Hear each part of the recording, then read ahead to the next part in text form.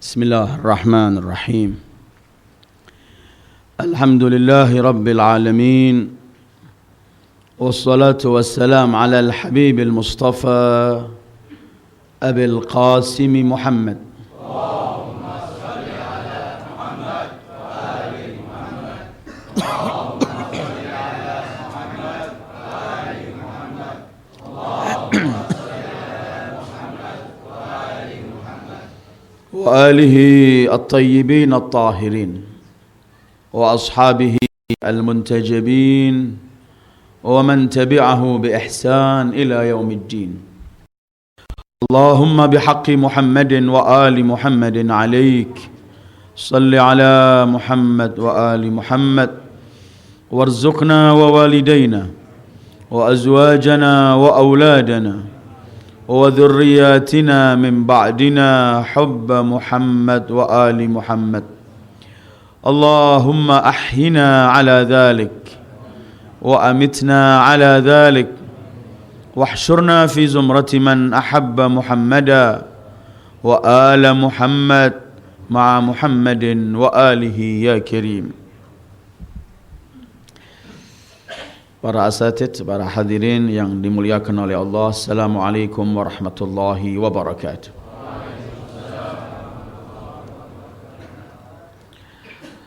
Sebagaimana setiap malam Rabu dalam kajian tafsir kita di tempat ini, selalu kita akan mulai pengajian kita dengan membaca selawat bersama-sama. Allahumma salli ala nuril anwar, Allahumma salli ala nuril anwar, wa sirril asrar, wa tiryaqil aghyar, miftahi babil yasar, sayyidina Muhammadin al-Mukhtar wa alihi al-athhar wa ashabihi al-akhyar adada ni'amillahi wa ifdalih. Setiap di bulan Rabiul Awal, selalu di tempat ini dan majlis ta'lim tafsir Al-Quran mengadakan peringatan Maulidir Rasulil A'zam Sayyidil Wujudi Muhammad sallallahu alaihi wa alihi wasallam. Sebagaimana kajian tafsir juga di bulan Rabiul Awal, kita berhenti pada tafsir rutin dan kita kembali kepada ayat-ayat yang berkaitan dengan Sayyidil Wujudi Muhammad sallallahu alaihi wa alihi wasallam. Dalam rangka malam ini kita menyambut hari kelahiran beliau, setidaknya kita ingin menampakkan rasa kecintaan kita kepada beliau sallallahu alaihi wa alihi. Dan juga kita ingin menampakkan rasa persaudaraan kita sesama umat beliau dengan tanpa membeda-bedakan siapapun kita, tapi kita semua adalah dalam naungan umat beliau, umat Muhammad sallallahu alaihi wa alihi. Karena itu kemudian kita duduk bersama di malam yang bahagia ini membaca maulid, dan kemudian kita bangun bersama dalam mahal qiyam dengan mengucapkan selamat datang untuk kekasih Allah, sebagai bukti bahwa kita adalah pecinta Rasulullah sallallahu alaihi wa alihi. Kitab yang kita baca dalam maulid yang ditulis oleh Al-Habib Ali Al-Habsyi yang bernama Simtud Durar. Kitab ini kecil dan tidak terlalu tebal, tetapi dalam kandungan kitab ini banyak membicarakan mengenai keagungan dan kebesaran Sayyidil Wujudi Muhammad sallallahu alaihi wa alihi, sehingga saya menghimbau pada diri saya dan pada hadirin pecinta Rasulullah, sekali-kali kita tidak hanya membaca, tapi mulai ingin memahami arti dan makna yang tersirat dalam kitab yang selalu kita baca ini. Sebelum saya masuk kepada pokok pembicaraan dan pembahasan yang ingin saya bahas pada malam ini, pertama-tama untuk mengambil tabarrukan dengan Al-Habib Ali Al-Habsyi, saya ingin membacakan apa yang tadi sebenarnya kita baca ketika beliau menggambarkan pada detik-detik kelahiran Rasulullah, yang nampaknya juga perlu kita renungkan Mudah-mudahan Allah memberi pada kita rizki dan kita semua bisa sampai ke kota suci Rasulullah.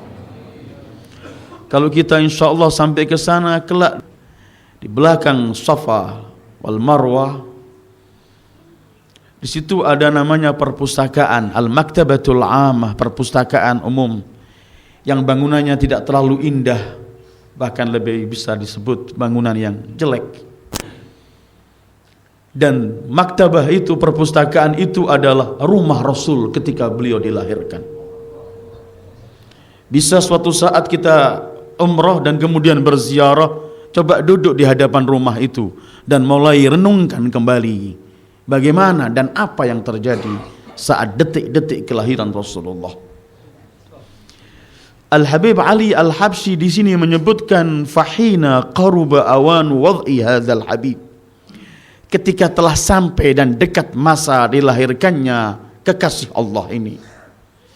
A'lanatis samawati wal araduna wa man fihinna bitarhib. Saat itu langit-langit dan seluruh bumi dengan semua lapisannya semua bersiap-siap menyambut kelahiran dan kedatangan dan kelahiran Al-Habibil Mustafa. Kita bisa bayangkan bahwa semua penghuni langit dan seluruh penghuni bumi, dalam arti adalah di sini makhluk-makhluk yang selalu mereka bertasbih kepada Allah, semua mereka menanti kelahiran Al-Habibil Mustafa.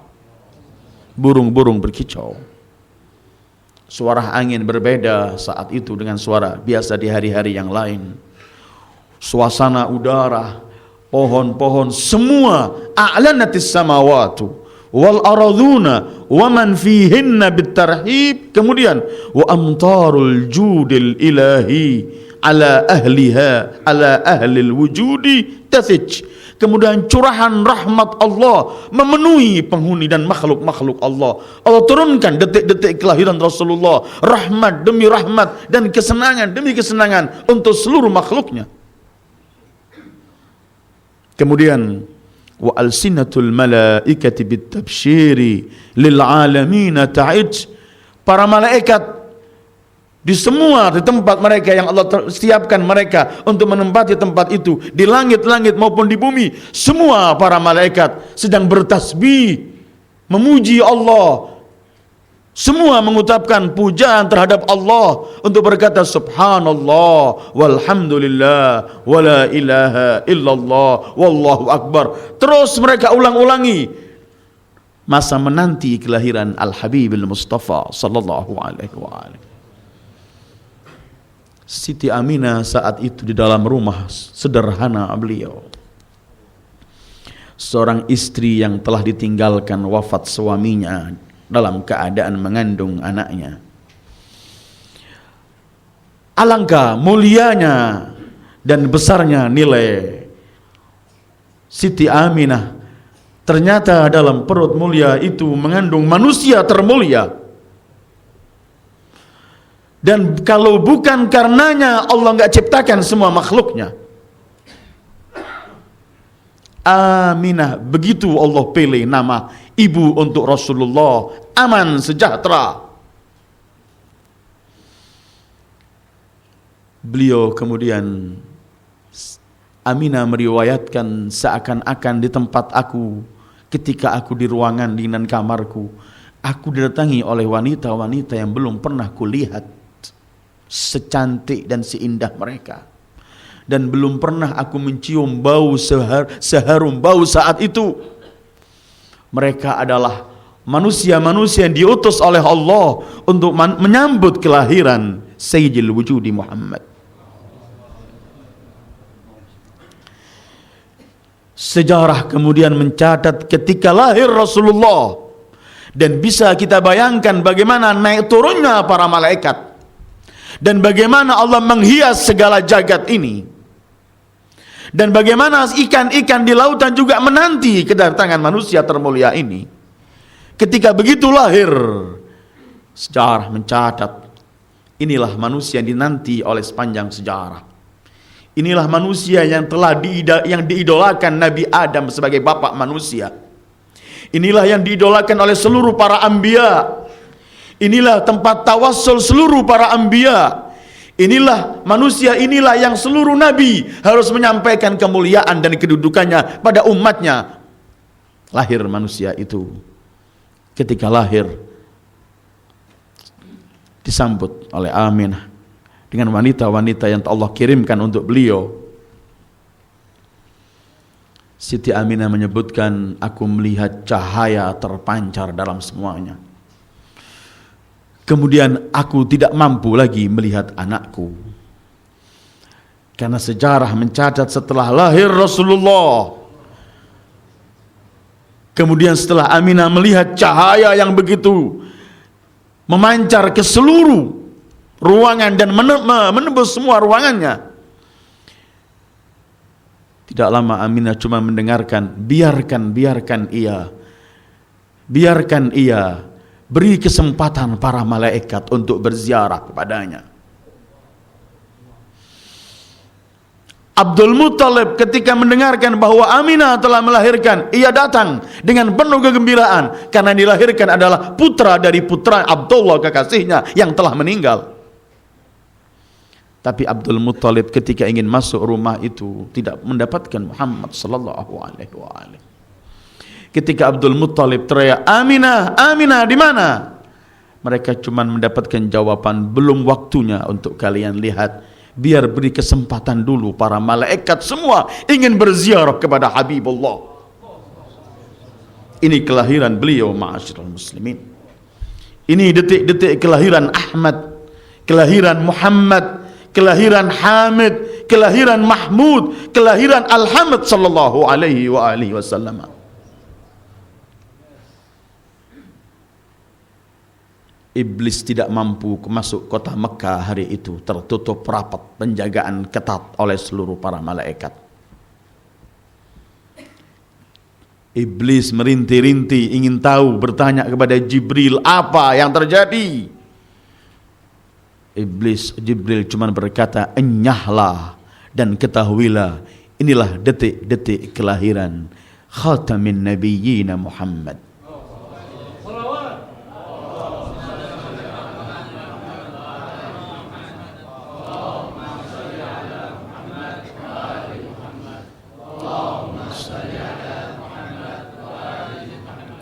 Dan sejarah-sejarah macam ini yang selalu kita ingin kaji agar kita lebih mengenal jauh kedudukan dan kebesaran Sayyidil Wujudi Muhammad. Tidak boleh di acara-acara maulid untuk Rasulullah kemudian kita kembali dari majlis itu tidak memperoleh sesuatu mengenai Rasulullah. Harus ada yang kita bawa pulang sebagai buah tangan indah dari Sayyidil Wujudi Muhammad, sebagai pegangan hidup kita untuk kita memperoleh perubahan berkah menghadiri maulid ar-Rasulil A'zam sallallahu alaihi wa alihi wasallam. Ma'asyiral muslimin, ketika kita menyambut hari kelahiran Rasulullah, ketika kita bergembira menyambut hari kelahiran itu, ketika kita mengadakan acara demi acara, dan saya yakin hari ini sudah masuk awal Rabiul Tsani, tapi maulid ini tidak hanya di bulan Rabiul Awal, hampir setiap saat. Dan sebenarnya setiap hari kita adakan menyambut kelahiran beliau, itu masih kurang apa yang harus kita berikan untuk beliau sallallahu alaihi wa alihi. Tapi apa sebenarnya yang kita harus peroleh dari Rasulullah? Ada dua hal yang perlu kita kaji agar kita mampu memperoleh perubahan dalam kehidupan kita dan agar kita mampu bisa lebih mendekatkan hubungan kita dengan Rasulullah sallallahu alaihi wasallam.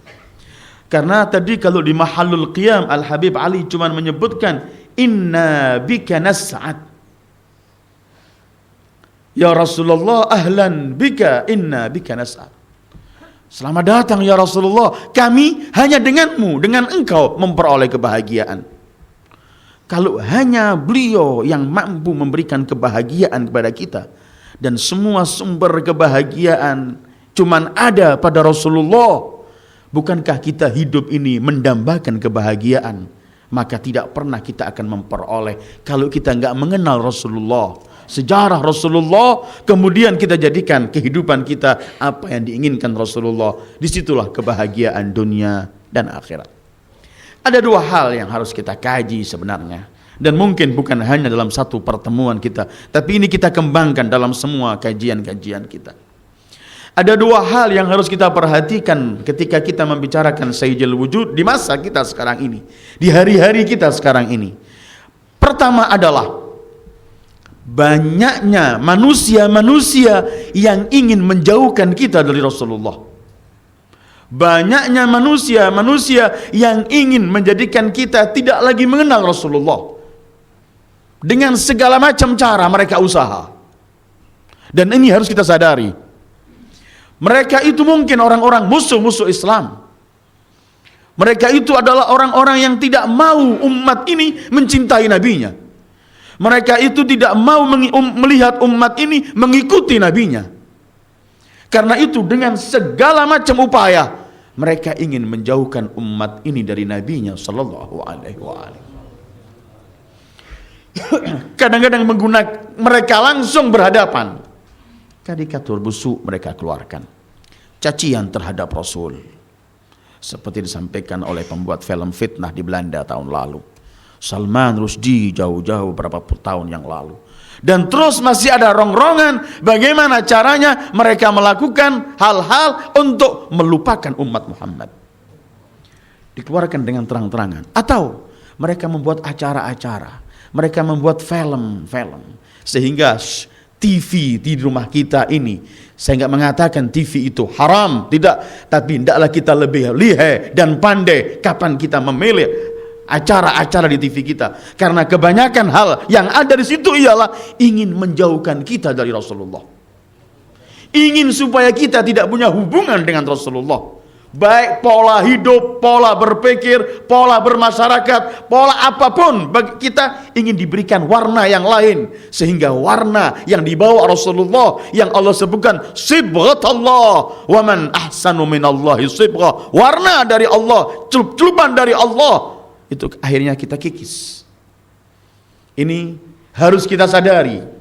Jangan kita cuman bangga melakukan hal-hal kemudian kita lupakan bahwa di sana ada orang yang ingin menjauhkan kita dari sumber cahaya, menjauhkan kita dari sumber rahmat Allah, menjauhkan kita dari sumber kebahagiaan kita, yaitu Sayyidul Wujud Muhammad sallallahu alaihi wasallam. Ini acara yang kita lihat, yang di rumah kita setiap hari kita lihat sekian banyak ini. Coba kita duduk bersama, kita renungkan, banyak yang ingin membawa kita lebih banyak kenal kepada Rasulullah, atau justru lebih banyak ingin menjauhkan kita dari Rasulullah. Ini yang dilakukan mereka, orang-orang yang di luar agama kita. Tapi kadang-kadang mereka enggak berhadapan langsung, tapi mereka menggunakan tangan-tangan orang-orang yang mereka juga menyebutkan dirinya sebagai umat Muhammad sallallahu alaihi wasallam. Sehingga mereka dianjurkan apa yang dibawa Rasulullah telah ketinggalan di abad 21. Kita boleh percaya, kita mengikuti, cuman ada hukum-hukum yang harus kita tinggalkan. Ini juga sebenarnya cara mereka ingin menjauhkan kita dari Rasulullah. Karena mereka meragukan apa yang dibawa Rasulullah sallallahu alaihi wasallam. Cara ketiga, umat ini diberi PR yang besar sehingga sibuk dengan hal-hal itu, lupa membaca mengenai Rasulullah, lupa mengkaji kebesaran Rasulullah, lupa membaca dan mengikuti sejarah Rasulullah. Umat diberikan kerjaan dipecah belah umat ini karena mazhab, karena partai, karena pemikiran, karena status hubungan, karena hal-hal semacam itu kita kelahi dalam hal semacam ini, sehingga waktu kita untuk mengkaji siapa Rasulullah, waktu kita untuk mengkaji apa yang dibawa Rasulullah, apa kebaikan-kebaikan dan kebahagiaan-kebahagiaan yang dijanjikan Rasulullah, tersita dengan hal-hal yang tidak ada hubungan. Bahkan Rasulullah akan marah kalau kita sesama umatnya menjadi semacam ini. Ini ada yang mengatur. Harus kita melihat bahwa kita ini umat yang besar, umat yang agung, umat memiliki kekuatan, memiliki kemuliaan. Kalau kita dibiarkan antara kita dengan Islam kita, antara kita dengan Nabi kita, bagaimana kita mengikuti Islam, Nabi dan semuanya, maka dunia luar ini nggak mampu menghadapi kita. Hal-hal semacam ini harus kita yakini bahwa saya sedang ingin dijauhkan dari Rasulullah, supaya kita lebih menyingkirkan hal-hal yang kecil itu, kemudian cepat-cepat kembali kepada sumber cahaya, sumber rahmat, sumber pemberi kebahagiaan, yaitu Sayyidil Wujudi Muhammad sallallahu alaihi wasallam. Kalau ini tidak kita amati, kita akhirnya akan luntur dengan Islam kita. Kurang lagi kita punya ghirah membela Rasulullah, kurang ghirah membawa Islam yang dibawa Rasulullah. Kita seperti acuh tak acuh, kemudian kita mengatakan, apa kekuatan yang harus saya lakukan? Saya seorang diri, saya nggak mampu, ini kekuatan.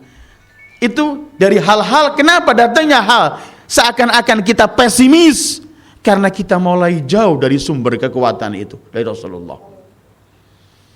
Muhammad Iqbal dalam diwan-diwan syairnya, pujangga Islam yang terkenal dari Pakistan itu, yang sangat mencintai Rasulullah sallallahu alaihi wa alihi. Dia punya kumpulan pujian-pujian, bait syair-syair untuk Rasulullah. Ada satu kitab yang menerjemahkan karangan-karangan Iqbal yang dengan bahasa Urdu atau Persia itu kepada bahasa Arab. Ada satu kitab namanya Rawa'i Iqbal, syair-syair yang indah yang pernah diungkapkan oleh Iqbal. Dalam salah satu topik di buku itu ada satu judul mengatakan Iblis dan Parlemennya. Iqbal pernah menggambarkan bahwa Iblis membuat sidang dengan seluruh anggota parlemennya. Yang dibahas hari itu ialah bagaimana cara melihat, merusak. Nah, bagaimana cara merusak dan meloyohkan, melemahkan pemuda muslim yang kokoh, yang kuat, yang berani, yang mencintai Rasul, yang mencintai Islamnya, yang ingin berjuang untuk Islamnya, yang ingin melaksanakan syariat-syariat Islamnya, yang tidak kenal pesimis, terus menghadap masa depan dengan optimis, tabah, berani, kuat. Bagaimana cara menjadikan pemuda muslim ini loyo, acuh tak acuh dengan Islamnya, pengecut, gak ada kecemburuan untuk menegakkan Islam, tidak lagi terpanggil untuk membela Islam. Iblis kemudian berkata, ayo kita sidangkan bersama, kiranya kita apakan. Masing-masing anggota parlemen Iblis ini memberikan solusi, ditolak semua oleh Iblis. Terakhir Iblis berkata, semua yang kalian sampaikan enggak benar. Dengarkan, ini yang sebenarnya yang terbaik untuk menjadikan umat ini dan pemuda muslim loyo, pengecut. Satu saja masalahnya. Apa kata mereka? Kata Iblis, cabutlah Muhammad dari hati mereka. Kalau masih ada di hati mereka Sayyidil Wujud sallallahu alaihi wa alihi, dia akan menjadi pemberani. Kenapa harus mundur? Karena ia pengikut manusia terberani. Dia tidak pernah pesimis dalam hidupnya karena mengikuti manusia yang selalu optimis melihat masa depan. Dia akan menjadi orang yang tidak gentar dengan tantangan, rintangan, ancaman karena ia memiliki contoh manusia yang tidak pernah takut dengan semua tantangan itu. Dia tidak akan risau dengan tuduhan orang, semua enggak risau karena ia punya contoh seorang nabi ketika ingin menegakkan kebenaran dituduh tukang sihir, dituduh dukun, dituduh pembohong, dituduh gila, dituduh semua tuduhan, tidak sama sekali terbawa oleh tuduhan itu, tapi tetap beliau Sayyidil Wujud menampakkan keberaniannya. Pemuda yang ada Rasulullah, pemuda yang akan hidup benar-benar seperti yang diinginkan Rasulullah sallallahu alaihi wasallam. Jadi di sana ada yang sedang merongrong kita, maka kita harus persiapkan diri. Kita persiapkan diri. Sering saya ungkapkan dalam acara-acara Maulidin Rasul, dan tidak apa-apa kita ulangi selamanya. Harus ada di setiap rumah tangga kita, rumah kita harus ada perpustakaan buku-buku mengenai Rasulullah. Harus, supaya anak dan keluarga kita kenal siapa Rasulullah. Kalau enggak, kita tidak tahu apa yang sedang dilakukan musuh-musuh Rasulullah terhadap kita. Ini masalah pertama. Masalah kedua yang harus kita tekuni hari-hari ini, kita membicarakan keagungan Rasulullah Masalah kedua adalah kita selalu membicarakan keagungan Rasulullah. Memang beliau manusia teragung, beliau manusia termulia, beliau manusia malakut. Nggak mampu dibayangkan keagungan dan kemuliaan beliau. Tapi ketika kita membicarakan keagungan dan kebesaran Rasulullah, jangan kita kemudian menganggap Rasulullah ini nggak mampu kita jangkau. Seakan-akan Rasulullah di langit saja. Seakan-akan Rasulullah dalam alam malakut yang kita tidak mampu sama sekali mengikutinya. Padahal Allah mengutus Rasulullah dari manusia dan hidup di tengah-tengah manusia supaya mampu ditiru. Kita membicarakan keagungan beliau, tapi bicarakan keseharian beliau dalam kehidupannya. Bahkan bahwa ternyata dalam keseharian beliau itu adalah beliau selalu membimbing dan memberikan kepada umatnya contoh-contoh keindahan agar manusia memperoleh kebahagiaan dunia dan akhirat. Kalau enggak membahas keagungan murni saja, kita membahas Rasulullah ketika perang.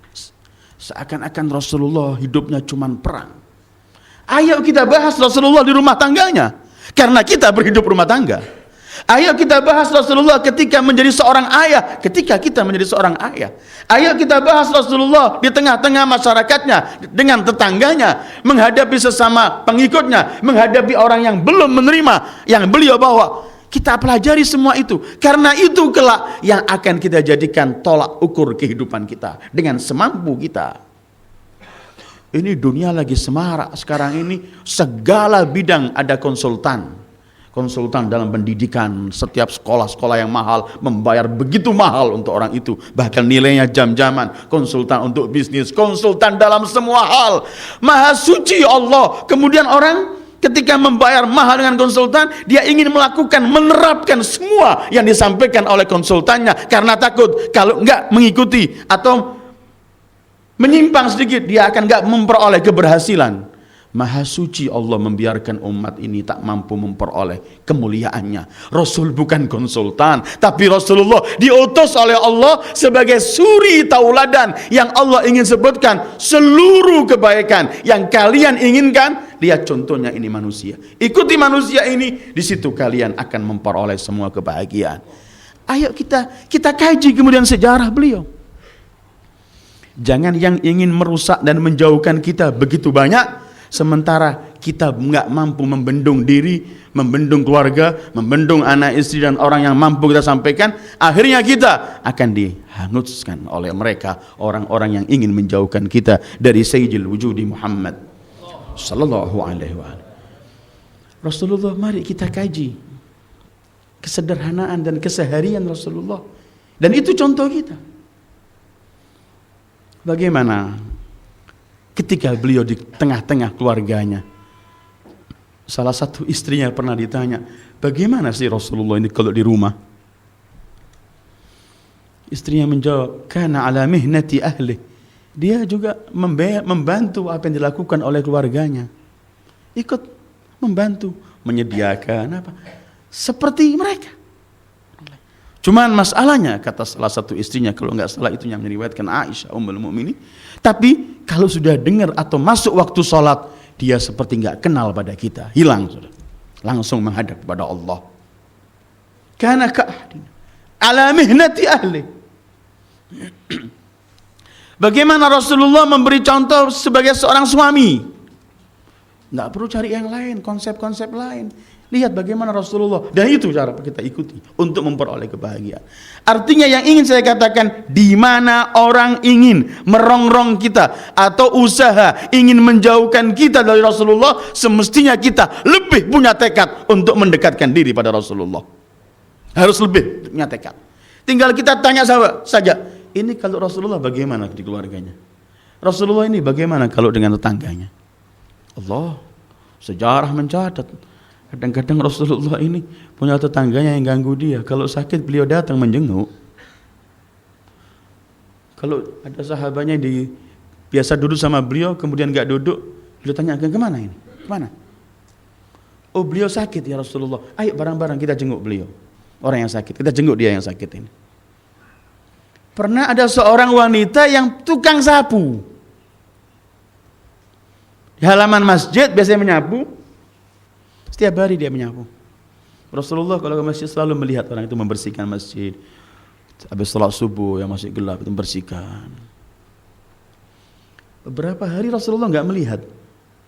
Ketika duduk dengan sahabatnya beliau kata, "Oh iya, saya mau tanya mana itu wanita yang biasa menyapu itu?"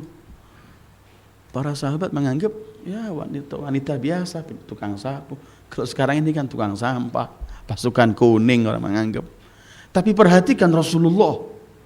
Dengan semua kesibukan Rasulullah sebagai seorang nabi yang harus menyampaikan wahyu, membimbing umat, Rasulullah ketika tanya, "Mana itu wanita itu?" Kata para sahabatnya yang duduk saat itu, "Dia wafat Rasulullah." Marah Rasulullah. "Wanita itu wafat dan kemudian kalian gak beritahu aku. Di mana kuburannya? Antarkan aku." Seorang nabi termulia. Beliau pergi mengajak semua yang ada pergi mencari kuburan wanita seorang tukang sapu. Di mana kita dengan Rasulullah? Itu yang kita ingin kaji. Hal-hal yang simpel. Rasulullah pergi sampai ke kuburan membacakan sesuatu untuk orang ini. Tukang sapu, wanita. Belum pernah kita sampaikan seorang wanita, seorang budak yang minta tolong Rasulullah agar ia pergi mendampingi orang itu supaya enggak dimarahi oleh majikannya. Ketika kita membicarakan Rasulullah dengan non-muslim, ada seorang anak yang selalu disuruh Rasulullah, gulam disebut. Tapi dia Yahudi. Tapi sering disuruh Rasulullah, disuruh pergi ke sana ngambil ini. Diberikan opahnya. Pelayan gitu. Khadim kalau sekarang. Suatu saat dicari enggak ada, katanya sakit.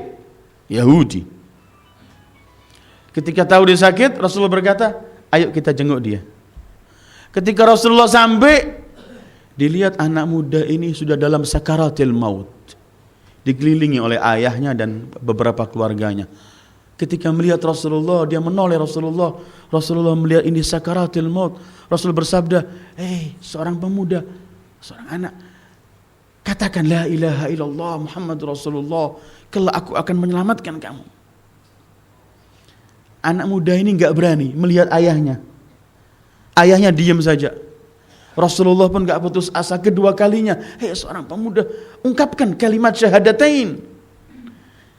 Anak ini dengan dalam sakaratil maut, wajah yang sedih, enggak berani mengiyakan, ingin cuma melihat ayahnya lagi. Sampai ketiga kalinya ia melihat ayahnya. Ayahnya kemudian berkata, "Terserah kamu anakku." Spontan anak itu wajahnya berseri-seri, "Asyhadu an la ilaha illallah wa annaka ya Muhammad Rasulullah." Mati anak itu terus.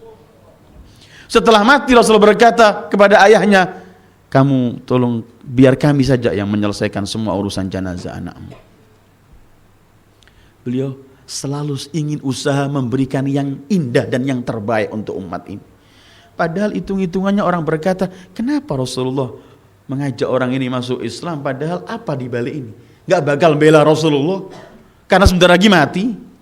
Bukan kalau dia masuk Islam terus jadi pembela Rasulullah. Tidak, bentar lagi mati. Tapi karena Rasulullah gak pernah mengajak untuk kepentingan Rasulullah, tapi selalu beliau ingin memberikan kepentingan untuk umat. Beliau datang untuk menyelamatkan umat. Hal-hal semacam ini kita pelajari sejarah-sejarah yang tiap harian begini. Bagaimana beliau dengan kawannya kalau dalam perjalanan? Sejarah mencatat. Ketika dalam salah satu perjalanan, salah satu sahabatnya berkata, "Aku mau menyembelih kambing ya Rasulullah." Kata sahabat satunya lain, "Nanti aku yang membersihkan kulitnya kambing itu." Satu sahabatnya teriak, "Nanti aku yang masak." Rasulullah kemudian, "Biar aku yang cari kayu." Kata mereka, "Jangan ya Rasulullah, jangan. Biar kami semua." "Tidak, biar aku yang cari kayu." Cari kayu. Lebih sulit dari yang menyembelih sekali selesai. Lebih sulit dari yang memasak. Ini mencari kayu di padang Sahara. Tapi beliau ingin memberikan satu contoh yang indah. Melihat orang yang memerlukan bantuan, beliau coba bantu. Melihat orang pemuda yang masih punya waktu kerja untuk kerja, mempunyai kekuatan, minta. Rasulullah nggak pernah menolak orang minta. Tapi Rasulullah ingin memberikan dia yang terbaik supaya nggak selalu dia minta. Karenanya dalam satu sejarah ada suami istri berdialog di rumahnya, antara mereka hidup dalam kesulitan. Akhirnya istrinya berkata, pergilah kamu ke Rasulullah minta sesuatu. Kita nggak ada yang kita buat makan. Kata suaminya, bagaimana saya minta Rasulullah? Sudahlah kamu pergi ke majelisnya. Beliau kan nggak pernah menolak orang. Sallallahu alaihi wasallam. Rasulullah duduk sama sahabatnya, orang ini masuk dengan berat mengangkat kakinya, malu di hadapan Rasul. Begitu dia duduk, Rasulullah sedang menyampaikan hadis. Siapa yang merasa cukup, Allah akan memberikan kecukupan. Siapa yang minta sesuatu akan kami beri. Kata orang ini, mungkin ini nyinggung saya, nggak minta pulang. Kata istrinya, kenapa? Aku mendengarkan beliau, siapa yang merasa cukup, nanti Allah akan berikan kecukupan. Hari kedua, dia duduk, istri yang maksa lagi, minta. Mendengarkan Rasulullah semacam ini. Hari ketiga, dia bilang, enggak, aku enggak bakal minta Rasulullah. Biar aku akan keluar. Dia mencari kayu. Dijual. Dapat sedikit makan. Kembali lagi. Dapat beberapa hari datang kepada Rasulullah. Rasulullah bersenyum. Manggil beliau. Bukankah dulu kamu ingin datang memohon? Bagaimana sekarang kamu? Aku sekarang usaha ya Rasulullah. Dan aku memperoleh hasilnya. Ini lebih baik daripada kamu minta-minta. Sallallahu alaihi wasallam. Kadang-kadang orang datang minta sesuatu, Rasul melihat seorang pemuda yang masih kuat, nggak layak minta. Bukan beliau kikir, tapi beliau ingin memberikan orang ini mampu hidup sendiri kelak. Ketika ia minta sesuatu, Rasulullah kemudian berkata, kamu punya apa di rumahmu? Nggak ada. Kecuali tempat air, tempat hal yang bawa ke sini sebagian perabot rumahmu yang nggak berharga. Datangkan. Rasulullah kemudian di depan para sahabatnya melelang perabot yang nggak ada artinya ini. Siapa yang membeli ini? Sampai harga tertinggi 2 dinar. Rasul kemudian mengambil, yang 1 dinar sekarang kamu pergi, beri semua belanja untuk keluargamu. Yang 1 dinar berilah kapak, pergi ke hutan cari kayu. Dan jangan datang ke tempatku kecuali setelah 2 minggu. Setelah 2 minggu dia cari kayu, dijual terus. Setelah 2 minggu dia datang. Rasulullah, gimana? Alhamdulillah Rasulullah, aku bisa mendapatkan harta, kecukupan. Ini yang terbaik. Seorang Rasul yang ingin mengajari umat ini begini, sehingga ini perlu, khususnya bagi orang-orang yang muda, yang masih punya kekuatan untuk mampu kerja, supaya nggak menjadi orang hina, tangannya minta keliling. Bukankah Rasul menyebutkan al-yadul ulya khairun min al-yadis sufla? Sehingga Rasulullah pernah mengancam, sejelek-jelek orang itu ialah yang membiarkan tanggungan keluarganya tidak diurus sama sekali. Yudayyi' man yaqutuhu, kata beliau sallallahu alaihi wasallam. Kemudian beliau bukan menganjurkan. Beliau ini kan enggak berbicara kecuali wahyu. Beliau sampaikan bahwa sebaik-baik yang dimakan seseorang adalah dari hasil tangan kerjanya sendiri. Dan Nabi Allah Daud, kata Rasulullah, beliau seorang nabi, tapi beliau kerja tidak makan kecuali hasil pekerjaannya sendiri. Kemudian beliau menyebutkan, al-ibadatu sab'una juz'an wa afdaluha talabul halal. Ibadah ini ada 70 bagian. Yang paling mulia dari ibadah itu ialah mencari nafkah yang halal. Orang kerja ke pasar itu termasuk orang berjalan di jalan Allah. Bahkan Rasulullah pernah mencium tangan yang kasar. Ketika berjabatan tangan Rasulullah, orang itu kasar, tangannya kasar sekali. Rasul bertanya, kenapa? Aku kerja ya Rasulullah. Kamu pas, segala macam kerja, aku karena kerja. Rasulullah menarik mau mencium tangan orang itu. Kemudian beliau berkata, ini tangannya dicintai oleh Allah. Hal-hal keseharian ini kita jadikan termometer kehidupan kita untuk kita mengikuti Rasulullah. Untuk kita kaji. Bagaimana kalau saya menjadi seorang guru? Bagaimana kalau saya menjadi seorang pejabat? Bagaimana saya menjadi seorang suami? Bagaimana saya menjadi seorang ayah? Bagaimana saya menjadi seorang kawan? Bagaimana saya menjadi seorang tetangga? Bagaimana? Itu kalau kita mau bergerak, mau maju, mau melangkah sesuatu, kita tinggal tanya, gimana Rasulullah? Sallallahu alaihi wasallam. Dalam hal-hal tertentu kita nggak pernah sampai pada Rasulullah memang. Tapi hal-hal yang Rasulullah ingin menyampaikan, pasti kita bisa sampai melakukan. Nilainya pasti tidak akan sama, tapi kita melakukan. Seperti kita berkata, Rasulullah sholat, kita juga sholat. Jangan pernah kita menganggap sholat kita persis pahalanya seperti Rasulullah. Pasti beliau jauh lebih besar. Tapi pola sholat itu kita lakukan. Rasulullah sedekah, Rasulullah semuanya pasti lebih tinggi. Karena nilai amalan seseorang itu ialah tergantung hubungan dia, akidah dia dengan Allah. Tambah kuat, tambah besar arti dan apa yang ia lakukan. Ma'asyiral muslimin, hal-hal semacam ini yang paling penting, bahwa ternyata ada dua hal. Pertama, kita sedang dirongrong oleh musuh-musuh Allah agar kita jauh dari Rasulullah. Kedua, ada hal yang penting harus kita bahas mengenai keseharian Rasulullah. Ini waktunya kita untuk membendung diri dan keluarga kita dan orang-orang yang mampu kita sampaikan. Ini qu anfusakum wa ahlikum nara, ini saja. Kalau enggak, pendidikan anak kita kacau. Sinetron dan film-film yang ada dan acara-acara yang ada di TV, semua ingin mengkaburkan Islam, semua ingin menjauhkan kita. Mungkin ada hal-hal yang kecil. Karena itu harus kita seorang ayah pandai kapan kita mengizinkan anak kita membuka TV itu, atau setidaknya kita dampingi dia. Ada hal-hal belum di luar, ini di rumah kita, belum keluar rongrongan lebih banyak. Kalau kita tidak ada waktu untuk anak-anak kita, seminggu sekali atau lebih atau kurang, kita duduk bersama, ayo kita membaca sejarah Rasulullah. Bagaimana sikap seorang ayah terhadap anaknya? Apa yang diinginkan Rasulullah? Oh, Rasul menginginkan harus kamu hormati kedua orang tuamu. Bagaimana saya seorang anak menghadapi orang yang lebih tua? Apa sikap Rasulullah? Oh, dengarkan, laisa minna man lam yarham saghirana wa lam yuwaqqir kabirana. Bukan dari golonganku, bukan dari pengikutku yang tidak berbelas kasih kepada yang kecil dan enggak menghormati yang tua. Artinya kemudian kita diatur untuk yang tua membelas kasih kepada yang lebih muda, yang muda menghormati yang tua. Ketika kita masuk ke pasar, bisnis, kerja, apa yang diinginkan Rasulullah? Kita akan menemukan man ghasyana falaysa minna, man ghasya falaysa minna. Siapa yang menipu bukan dari golonganku. Barang yang jelek dibilang baik atau menipu barangnya bukan dari golonganku. Kemudian artinya ketika kita kerja, masuk ke pasar atau di kantor, kita punya pegangan ini. Jangan-jangan saya mendapatkan untung 2, 3, 4 juta, mendapatkan untung 100 juta, tapi saya enggak diakui Rasulullah. Apa artinya 100 juta? Saya mendapatkan untung 1 miliar, 2 miliar, triliun, tapi saya diusir oleh Rasulullah. Apa artinya semua itu? Itu ada pegangan-pegangan hal semacam ini, perlu kita duduk lebih lama, kemudian kita kaji bareng-bareng sama-sama untuk kita melihat tata cara hidup Rasulullah, kemudian kita ingin sedikit demi sedikit menerapkan, mengamalkan, baru kelak kita akan bisa menjadi orang yang layak menjadi umat Muhammad sallallahu alaihi wasallam.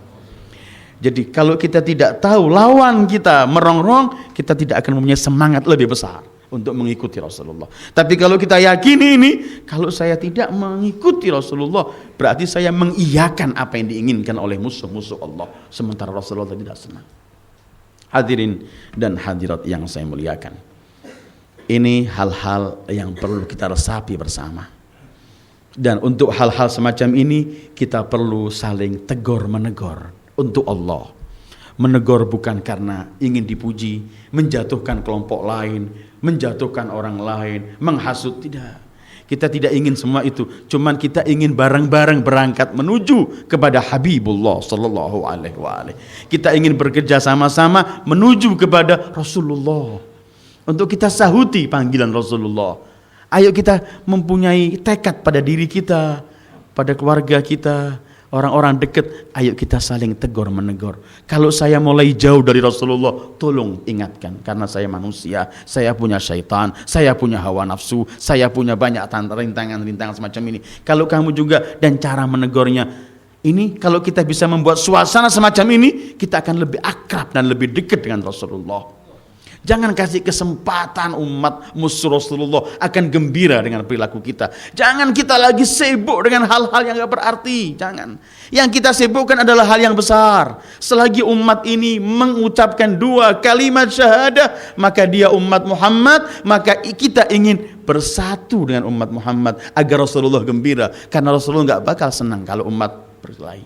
Kadang-kadang kita ini kalau membuka TV, kita malu apa yang terjadi pada umat ini. Bayangkan kalau di rumah tangga orang yang non-muslim sedang melihat TV.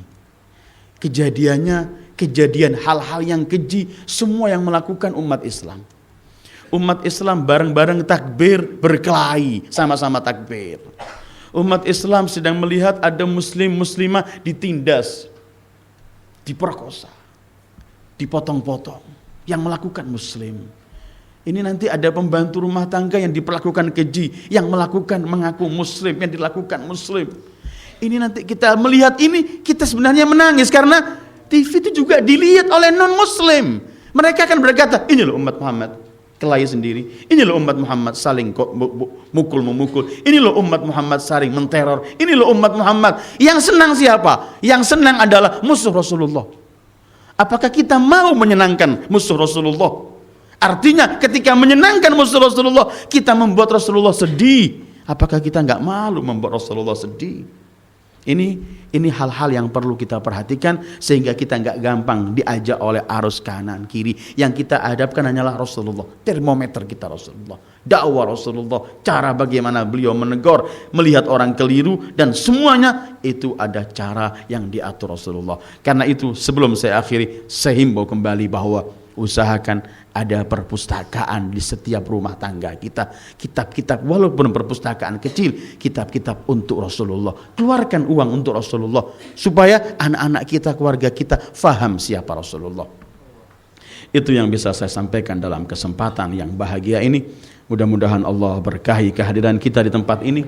Mudah-mudahan Allah enggak memisahkan kita dengan Rasulullah sallallahu alaihi wasallam, dan mudah-mudahan Allah memberi bimbingan kita bisa mengikuti Rasulullah, mengamalkan apa yang dibawa Rasulullah, dan mudah-mudahan kita mampu menggembirakan hati Rasulullah, dan mudah-mudahan umat Rasulullah lebih bisa bersatu, lebih bisa rukun, lebih bisa saling sayang menyayangi, lebih bisa menampakkan rahmatan lil alamin dengan bermacam-macam perbedaan, saling tegur menegur yang indah sebagaimana yang dianjurkan Rasulullah. Dan mudah-mudahan sebelum wafat kita akan melihat wajah suci Rasulullah sebagai bekal menuju kepada Allah dalam sakaratil maut, detik-detik antara husnul khatimah dengan su'ul khatimah. Kita minta Rasulullah senyum melihat kita agar kita bawa kecintaan itu di akhir hayat kita, dan kelak di akhirat mudah-mudahan kita semua diberi oleh Allah kesempatan menatap wajah suci beliau, melihat cahaya yang penuh dengan keindahan, mampu mencium tangan suci dan harum Rasulullah, dan kemudian kita semua akan hanya berkata, ya wajihan indallah ishfa' lana indallah, ya wajihan indallah lana indallah, ya wajihan indallah ishfa' lana indallah. Wa sallallahu ala khairi khalqi Muhammad wa alihi ajma'in. Wassalamu alaikum warahmatullahi wabarakatuh.